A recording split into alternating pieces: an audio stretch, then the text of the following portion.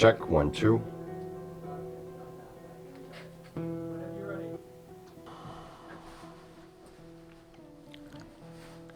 One, two, three.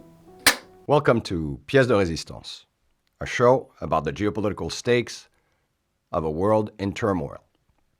I'm your host, Stan Vojevodsky. As tensions rise in the Western Hemisphere between Washington, D.C. and Caracas, and the European theater approaches a possible climax on a resolution or escalation of the war in Ukraine, the world seems to be holding its breath as we enter into this festive Christmas season. The Western Hemisphere, on the one hand, wonders if it is a blessing or a curse to be in the sphere of influence of the United States. And European capitals are struggling to make sense of their new relationships to Washington, D.C. and the Trump administration. Even more so, since the recently published National Security Strategy came out earlier this month, completely upending decades of security alignments. Words like betrayal, appeasement, retreat are uttered in the hallways of European capitals like never before in our lifetime. What are the consequences for our world, for peace on the European continent, for the transatlantic relation, and Washington's relation to the Western Hemisphere? To try and understand some of those seismic fault lines and anticipate what 2026 onwards may bring for our societies, I welcome into the geopolitical bunker four-star General Wesley Clark, former Supreme Allied Commander of NATO, former Commander of U.S. Southcom, and candidate for the 2004 Presidential Democratic Party primaries. Raised in the American heartland of Little Rock, Arkansas, graduated as valedictorian of the prestigious West Point Academy in 1966, awarded a Rhodes Scholarship at the University of Oxford, where he obtained a degree in philosophy, politics, and economics. He then went on to graduate from Commandant General Staff College with a master's degree in military science. Shot 4 times during the Vietnam War while commanding the A Company, 1st Battalion, 63rd Armored 25th Infantry Division, at which time he received a Silver Star for gallantry in combat. Recipient of the Presidential Medal of Freedom and a long list of distinctions, too long perhaps to list here today. His breadth of leadership in combat and commanding the North Atlantic Treaty Organization during the wars in the Balkans in the late 90s will be invaluable to our viewers to explain the dangerous world we live in currently and how these changes may impact us all.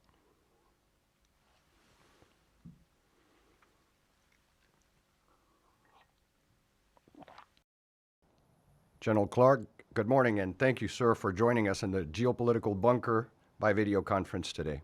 It's great to see you again and welcome you to this new show about the geopolitical stakes of a world in turmoil. All right. Well, thank you, Stan. Nice to be with you. Thank you. You are, sir, a veteran of the Vietnam War, a decorated one, I should add. And so I will start our interview with a quote that is often attributed to Dr. Henry Kissinger, perhaps wrongfully so, during the Vietnam years. I quote, "The word will go out to the nations of the world that it may be dangerous to be America's enemy, but to be America's friend is fatal." Would you say this quote is accurate in today's world and perhaps as it relates specifically to the war in Ukraine? Well, that's certainly the danger. The United States has a long tendency to put pressure on those that are most reliant on it. When it wants something done, it squeezes its friends when it cannot squeeze its adversaries. And this is precisely what Kissinger's talking about, and he did it. He's the one who did it. He cut the secret agreement with the North Vietnamese in 1971 that said, you can keep your troops in the South after the ceasefire. And no one knew about that. The Army was still doing its best to clear people out, and there was a big offensive in 1972 by the North Vietnamese that was beaten back by the remaining Army brigade, and it stayed there in the South. Some of my friends were engaged in that fight. And then President Nixon launched the Christmas bombing raids on on North Vietnam and specifically on Haiphong Harbor and on Hanoi with B-52s when the North Vietnamese stubbornly wouldn't comply, wouldn't close on a peace treaty that gave us an honorable exit. But we finally got that treaty. We squeezed the South Vietnamese president, told him he had no choice but to sign it. He said, "Look, you're gonna leave the North Vietnamese forces in my country. It's gonna destroy my country." The United States said, "Don't worry, we'll be there to help you if something goes wrong." But we weren't. And President Thieu was right.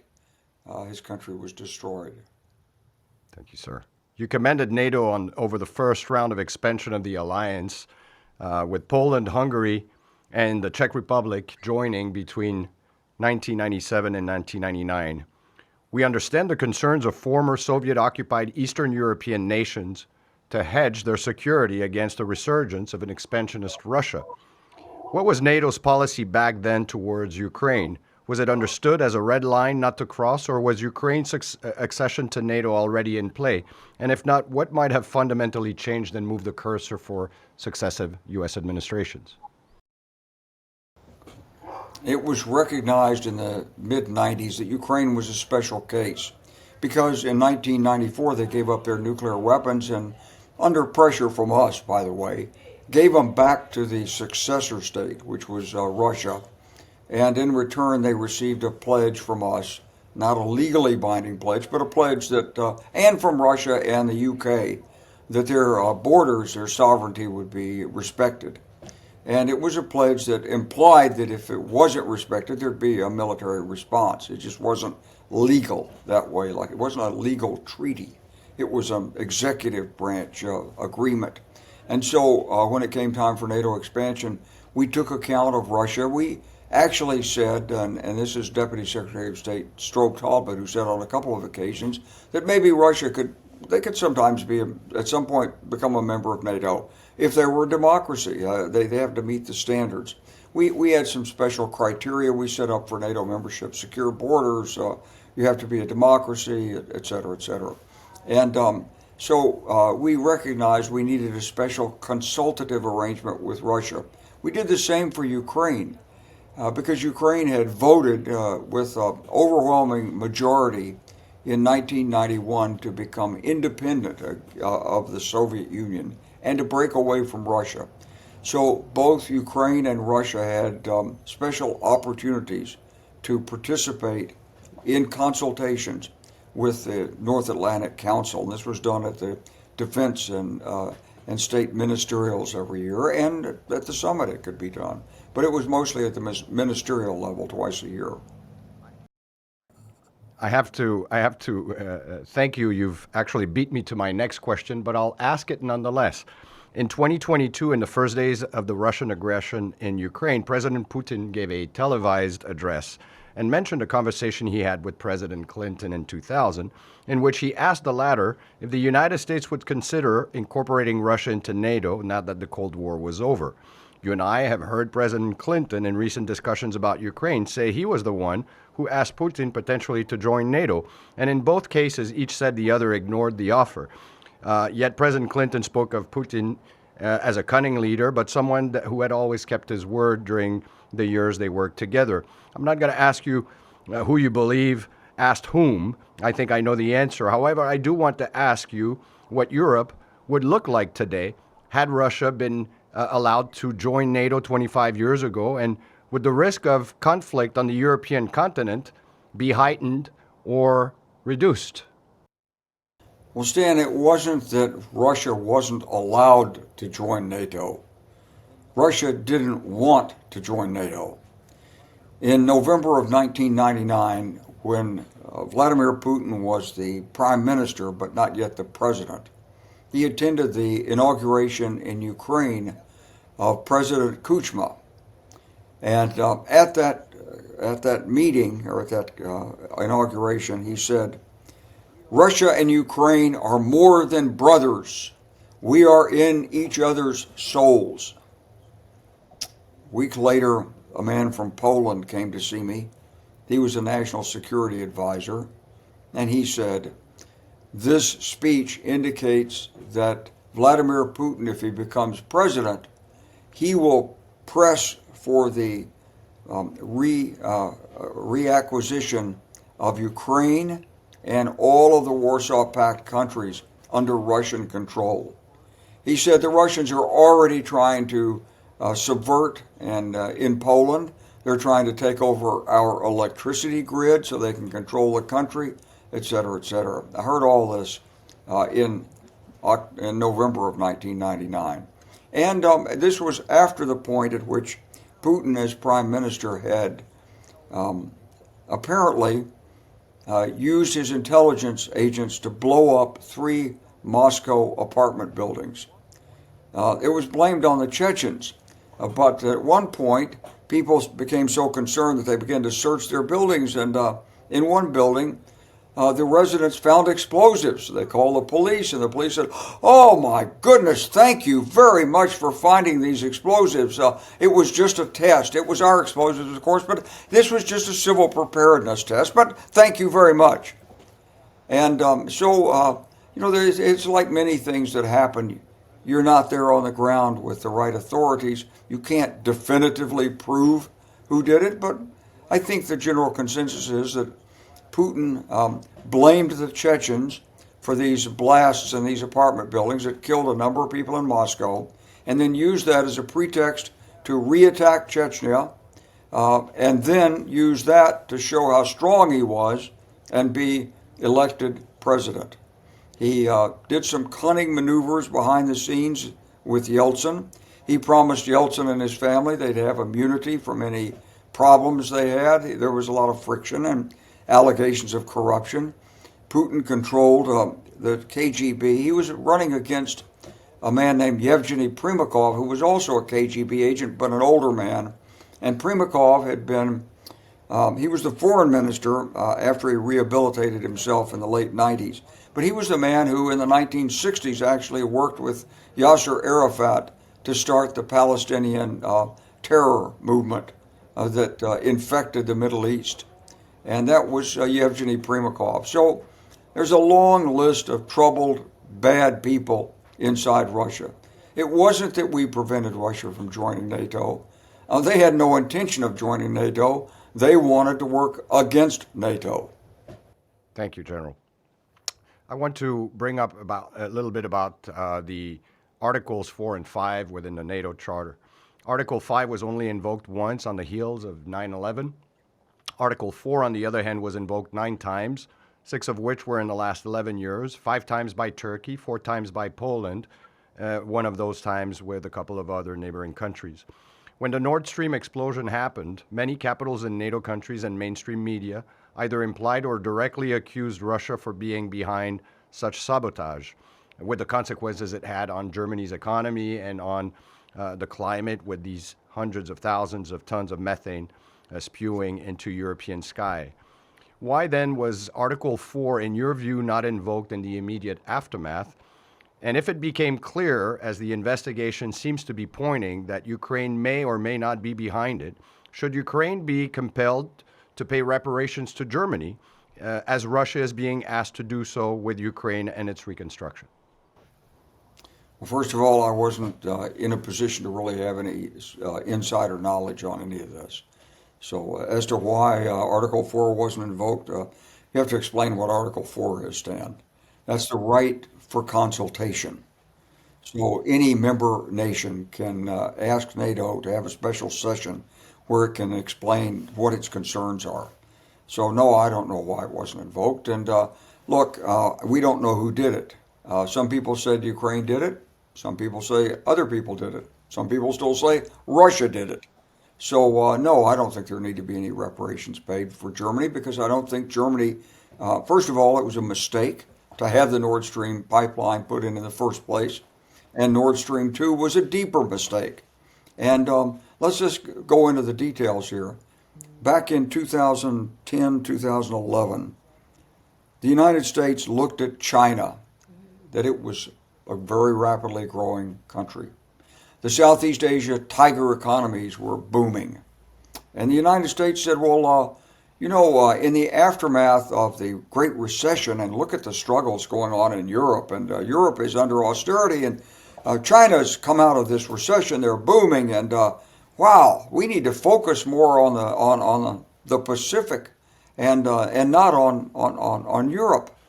And so there was what was known as a pivot.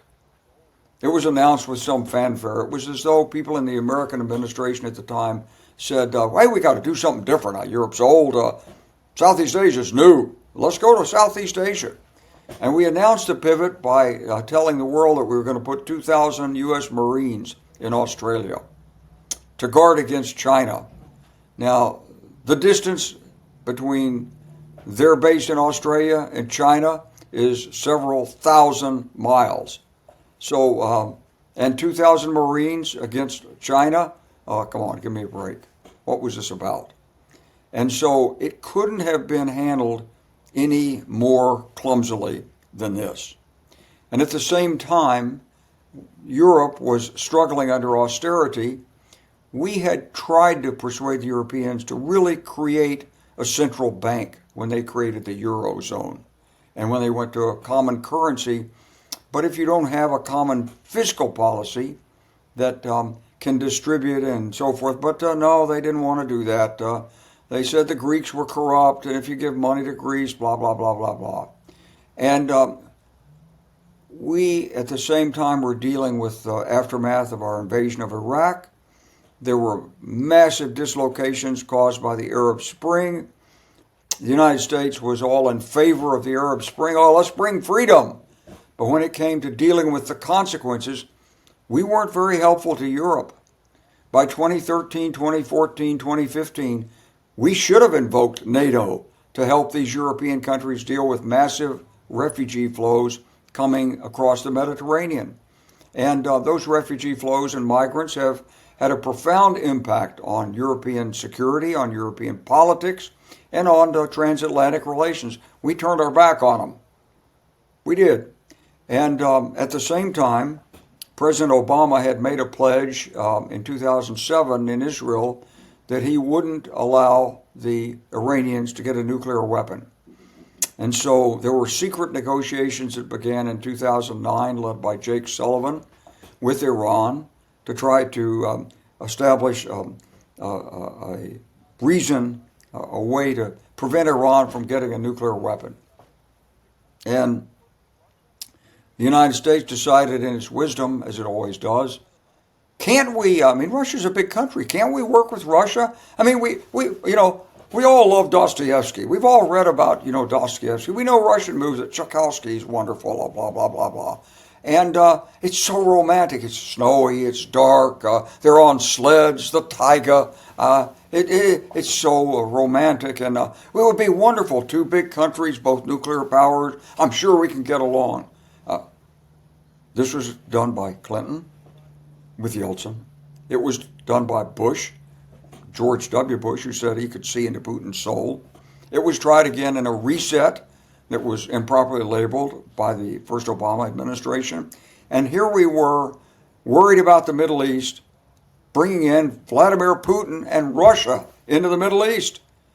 And after President Obama said he was going to bomb Syria in 2013, if they used chemical weapons, they used chemical weapons. He then had a real streak of reflection in the Rose Garden that was very public and said, no, I don't think so.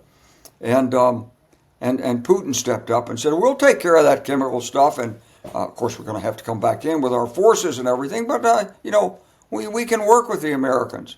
And so there we were making friends with Russia. At the same time, the Ukrainians were struggling to escape the grip of Russian corruption and establish a real democracy. And that's the story of Eastern Europe. And when they called on us in the aftermath of the demonstrations in Maidan, when they asked the United States, what are we going to do? These Russians are invading Crimea. That's our territory. You said you'd help us. What we told them is, let them have it. And we'll do something diplomatically. That was the answer of the United States government. We did not follow through on the pledge that was given in 1994. We did not stand up for Ukraine's sovereignty.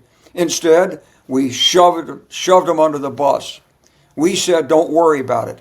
Look, the Ukrainians actually had those little green men in their sights. They actually called and asked for advice. Well, you said you were going to help us. The United States, you're supposed to be our friend. And we told them, give up Crimea. I know, because I was there on the 31st of March. And on the 1st of April, I met with the Minister of Defense of Ukraine. And I asked him how things are going. He said, well, we did what you told us to do. I said, what did we tell you to do? He said, you told us to give up Crimea. And so I called the Russian general who was in charge. We knew each other from the time that we were in the Red Army in East Germany in the 1980s when we were lieutenants. And this man was a colonel general at this point, 3-star. And he said, I told him, we're leaving. You can have the equipment. Please don't hurt our troops. You told us to do that. I couldn't believe it. After Bosnia, after the problems in Yugoslavia, where we told the Bosnians they couldn't defend themselves and kept them from having weapons, now we did it again. And the United States sort of covered it up publicly at the time, said, oh, that was Angela Merkel. It wasn't Angela Merkel. It was the United States government. We gave away Crimea. We didn't support and follow through with our obligations. Why not? Because, well, it was different, and the people who did it in 94 weren't around, and the world looked different, and we wanted to work with Putin. And as the Obama administration said, don't provoke Putin. Oh, give him some room. So, Stan, that's why we're where we are today. We could have stopped this at the beginning. In fact, we could have stopped it in 2008 when he invaded Georgia. And that was under the Bush administration. But we didn't stop it. Instead, we sent the French president in to form a weak ceasefire agreement without U.S. backing.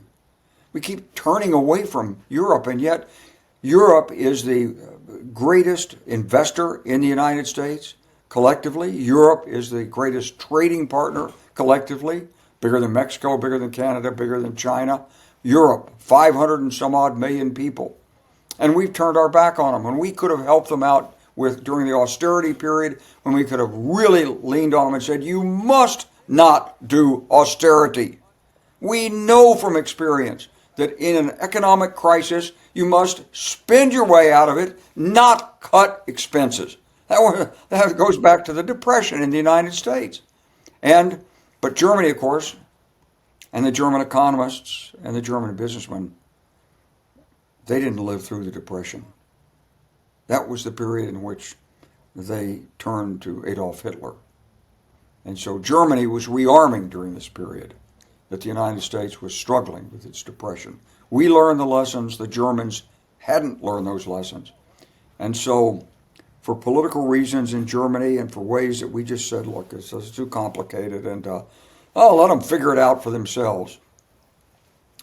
We turned our back on Europe. And if you want to manage China, if you want to deal with the problems of the world, you must have allies. Europe is the group of people that are most bound to the United States, closest to us culturally, and have the longest relationships with the United States. You cannot reestablish NATO in the Pacific. You can't do it. You may love Japan and Korea, but they're busy trading with China. You may love Indonesia, but Indonesia's got to stay neutral. You may love Australia, but it's a small part of the Indo-Pacific and with a small population. As the Chinese told me once, you have an alliance, they said, speaking of the United States, with Singapore. Singapore, it's a tiny island. They were laughing at us. And so we have to understand the geopolitics of this. The transatlantic alliance is fundamental to America's economic welfare as well as our national security. Thank you, General.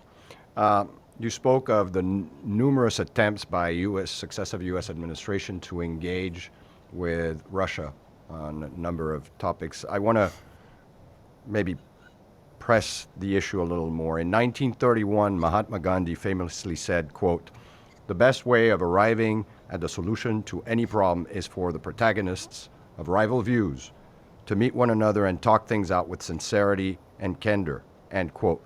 In the 8 years President Obama was at the White House, he met with President Putin 9 times. In Trump's first term, he held 6 in-person meetings with Putin, and since the beginning of his second term, the two met once in Anchorage and spoke 8 times over the phone. President Biden met President Putin once as vice president in 2011 and once as president in late 2021. And President Zelensky met President Putin only once in 2019 in Paris. British Member of Parliament Tony Blaine said, "War is the ultimate failure of diplomacy." In keeping with the spirit of these two quotes, do you think this war could have been prevented with greater direct engagement between President Putin and his American and Ukrainian counterparts in the month leading to the start of the war? And do you personally believe it is a form of appeasement or abdication on the part of President Trump to engage with his Russian counterpart as he has in recent months? No, I'm all in favor of talking. I think that has to, but you know, the thing is, Stan, it's very hard when you're a successful political leader in the West, and you're dealing from a certain background and a certain set of experiences, and you have a lot of confidence that you can talk to people and persuade them, because that's how you rose to the top in your political system, whatever system that was, and then you meet someone like Putin, and he knows. He responds. Looks like you're on the same wavelength. But what you don't appreciate, and if you're too close to it, you can't see it, is the continuing sense of struggle that has been imparted into Russia. It was there during the Tsar's period, but it was intensified by Vladimir Lenin in the 1920s. When he created the Communist International, and when he frankly recognized that communism cannot live in one country alone. It has to have other countries buffering it against the capitalist powers. And he established, under Lenin, there was Cheka and the internal security mechanism, and then at the Communist International, they went overseas, and they're extremely successful, and they have long memories and great files, and as when the first problems emerged in 2022 with Ukrainians said, "Read the statements. They're exactly like what the Molotov-Ribbentrop Pact was." They go back to the files. In the United States, we put new people in office every 2 or 4 years. The young people become deputy assistant secretaries and assistant secretaries, and they've been to the greatest schools in America, most cases, not always, but and they've had some experience, maybe students abroad, maybe they were lieutenants in the Army or something, and maybe they worked on the Hill, and they come in full of determination and ideals, but they don't come in with the full weight of understanding what everybody in all their predecessors did, thought, and learned. They don't. Because of the democratic system, they often wash it away. As Condoleezza Rice said when friends in the White House told her after the election of George W. Bush in 2000, he took office in 2001, and people said, "You know, you got a real problem with terrorism and Osama bin Laden," and she reportedly said, I wasn't there to hear it, but she reportedly said, "That's the Clinton problem. We don't have that problem." What Condi told me before they were elected was that you people ruined the relationship with Russia. We're going to work with Russia. And so, you know, there's always this sense of a fresh start and greater idealism. And what happens is that when you have the dialogue and you approach it as the leader of the free world or as a democratically elected leader, you approach it with fresh eyes. But the person you're talking to does not have fresh eyes. He knows exactly what he wants. And in the United States and the West, we talk about the difference between peace and war. It's like light and dark. It's like day and night. It's like the sun's up, the sun's down. In reality, that's not the way it's seen by, let's say, Russia or China. They see it as a period of struggle. Sometimes the struggle is economic, sometimes the struggle is diplomatic, sometimes the struggle uses military force. As the Chinese told me when they invaded Vietnam in 1979, they did so to change Vietnamese attitudes. They didn't do it to conquer territory. They want a different attitude. I mean, really? The United States, we never think like that. It's just a different way of looking at the world, Stan. So yes, I'm all in favor of dialogue. I think it's important. Talk as often as you like, but understand you're talking to someone who may use common words, but behind those words is a different context and a different objective. For them, it's struggle. For us, it's war versus peace. Thank you, General. I have one last question on Ukraine, and I am going to probably abuse of your time a little, few more minutes, because I did want to touch upon the Western Hemisphere. Will there be a resolution, in your view, on the Ukraine front in 2026, and how might that impact President Trump's prospects for the midterms? Really hard to say. We know that the Russian economy is hurting. We also know that Putin has, as I've said earlier, long ambitions to take over Ukraine and press it on Europe. And he's a very formidable person. He's very smart. He's very determined. He's the senior statesman in the world today. He has a lot of resources behind him. He doesn't talk about the economy the way we do. He's not worried about public opinion the way we are. So I think he's going to continue to press on. If he gets what he wants through a cessation of fighting and Ukraine were to give up its hold on Donbass, but really it's not about Donbass, you understand, Stan? He doesn't really care that much about Donbass. What he really wants is an issue that will break the Ukrainian government and destroy its credibility, its legitimacy in the eyes of the Ukrainian people. That's what Donbass is about. It's only secondarily about the territory. And of course, he understands President Trump likes finances and money, and so he puts his economists and his businessmen forward to deal with people like Witkoff and Kushner because they speak the language. But that's not what Putin is after. He's after the collapse of Ukraine and regaining control of it, using that to then pull Belarus in, and then using that to regain Moldova, take over Georgia completely, and handle the Baltic states. So who knows how this is going to work out. One thing I can tell you is the Ukrainian military is not eager to stop fighting. I mean, they'd love to have success, but they're not going to agree to give up that territory. They know what the consequences would be. So they're going to continue to fight. So I don't think President Zelensky has freedom to do everything that President Trump would like him to do. And that's probably a good thing for the security of Europe.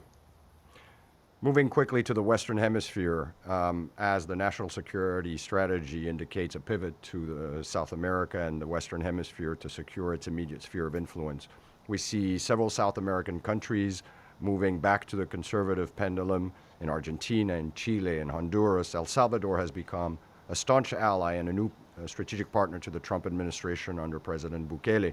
Caudillismo, this form of strong leadership specific to South America, seems to be back in fashion. This year, Brazil, Colombia, Costa Rica, Peru, and Haiti will hold elections. Two of those countries, Brazil and Colombia, are staunch left-leaning governments. Do you anticipate a pendulum shift back to conservative governments in those countries? It's hard to be certain exactly what the United States is doing and will do. Certainly the threats directed against Colombia's president and the idea that there could be some kind of economic and military action against Colombia, which has been one of our longest allies and friends in this hemisphere. that will have an impact on the election. The pressure on Brazil, the meddling by President Trump in the Supreme Court decision to imprison Bolsonaro, that might have a reverse impact on the election. But you know, when you look at these countries in South America, and I was the commander down there, 96, 97 in the U.S. Southern Command, I went to every country, met the political leaders, learned the history, met the military. These countries do swing back and forth from socialist orientation back to a military leader. And then it goes back the other way. I talked to many military leaders, and they explained it this way. They said, what would happen is something's wrong in the government. There are demonstrations, there are problems. They come to the military, they say, General, only you can save us. And of course, the generals don't understand the economics, the politics, the power structure. They're not, most of them, of the same social class as the top people. They're not pure Castilians or pure Portuguese leaders in these countries. They haven't been educated abroad to the same extent that the top people have. They don't have the same relations economically and socially. And so after 6 months, 9 months, 18 months, the generals screw it up. And then they're thrown out again. And but they've done what they thought they could do. They've been repressive, and they've done other things. I mean, we've seen this cycle go back and forth. We've seen right-wing military leadership. We've seen left-wing military leadership. We've seen right-wing repression through harsh power. We've seen left-wing repression. And in the middle, there's a period in most of these countries where there's some form of democracy. But the combination of history, culture, economics makes it hard for these countries to be stable financially and to deal with the resultant social issues, political issues that emerge from maldistribution of wealth and income. And it creates a sort of inherent instability. And that's what we're witnessing now. Thank you. Mercury rising on the Orinoco Belt. Where do you see the chips fall as relates to Venezuela? And what, in your opinion, is really driving this increase in sort of rhetoric towards regime change? Is the real threat narcotics, the thirst for oil, or pushing our adversaries out of the region? I think it's all a combination of those three. I think it is about our adversaries. It's be nice to get a better regime in Maduro. It would be great to have a more democratic government in Venezuela. It would be nice to be able to restore the full degree of trade and interrelationship. Venezuela has always been very close to the United States. I was there in 1996. I remember talking to the Minister of the Economy, who told me he was going on vacation. I said, what are you going to do? I mean, you're going to go like to Europe and you're going to go diving in the Caribbean. What do you do on vacations? We go to Miami to shop. And this was the 1990s. This is Venezuela. I lived in Panama for a year. These countries have always been historically very close to the United States. So it'd be great to have Venezuela able to be close to the United States again. But what is the objective? I think it's a combination of the three. And I think it's also a measure of President Trump saying, I'm not going to live forever. I want this done. I want us out of Europe, away from Russia. Putin's somebody, I understand him. I'd like to work with Russia. He's still sort of captivated by the old mystique and the romanticism. And I can see a series of hotels across Russia, great tourist locations and everything across the Ural Mountains and into the Siberia and so forth. The great rivers out there, tours, and I mean, all of this is a great vision, but it's in my view a little premature. Russia has to come to terms with the Enlightenment. It has to move into sort of understanding of the dignity of the individual and away from the statist philosophy. And so, but the president has his vision, and this is what's being implemented. And so we've got 25% of the U.S. fleet in the Caribbean. I don't know what we're going to do with them. But if Maduro leaves, it'll be viewed as a success for the United States and for the United States government. I think that's good if he leaves. But I think Maduro is like a mosquito compared to the threat of Putin unleashed in Europe. Thank you. We're going to close this conversation with a topic that is dear to both our hearts. You have singular experience with the nation of Haiti, having traveled there many a times over the last 30 years in your numerous capacity, including as U.S. Southcom Commander. More recently, you've traveled there as a private citizen to offer your help with the previous administrations of Ariel Henry and Gary Coney to advise on how to address gang violence. Yet most of the weapons coming into the country and fueling this gang war are coming from the United States. What has Washington gotten wrong over the years with the first Black Republic in the world? And will this new gang suppression force succeed where other missions have failed? Is democracy a viable path against this complete institutional collapse and lawlessness, or does Haiti need an exception to the UAS Hemispheric Democratic Charter until it can regain some stability? It's a lot of questions in one. I can answer all those questions, but I would say this, that Haiti is, there are a number of Haitians who live in the United States and Canada. And we always think of Haiti as a poor nation, but these are wealthy people and they make a lot of their money in Haiti. So there's a tremendous expat influence on Haiti. And it is culturally and linguistically isolated within the hemisphere as the only Francophone country, really significant group here in the hemisphere. And then isolated more by the lack of education and the reliance on Creole rather than French as a common language down there. So I think it makes it difficult for the people of Haiti. But these are wonderful people with a wonderful tradition, a wonderful culture, and I love them when I go down there and I meet people. I look at the art, and I'll never forget the man who came up to me when I was going through the slums in Cité Soleil. It was dark, no street lights. And he reached out and wanted to shake hands, and he asked me to put him in my plane and take him to the United States. He'd come from the interior. He'd come to the city. He wanted to live in a country that was free and where he could afford to buy an automobile. He was 23 years old, didn't have much education, but he had ambition, and he had a vision and a dream. To me, he'll always represent the people of Haiti. I think we can do a lot better job in giving them the support they need and helping them to move into the 21st century democracy and integration in the hemisphere. But they have to do it for themselves.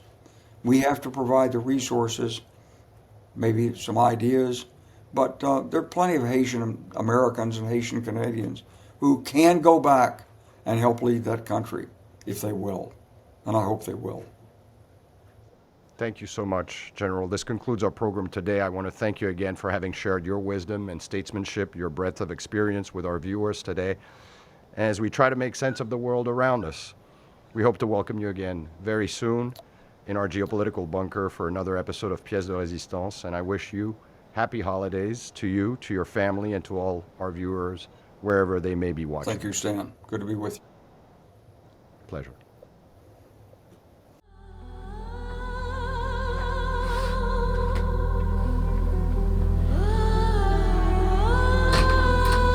Great, how do you feel?